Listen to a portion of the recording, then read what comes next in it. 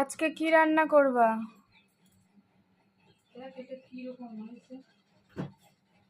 আজকে কি রান্না করবো দেখি। আজকে কি আছে ফ্রিজে, কটা উচ্ছে আছে। ও বাবা, আজকে তো শনিবার, নিরামিষ।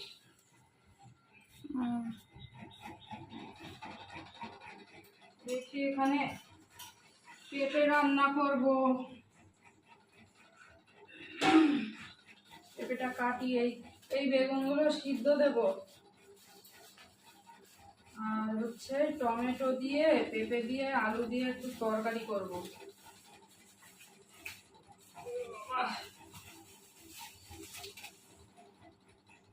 পেঁপেগুলো কেটে নিই বাবা।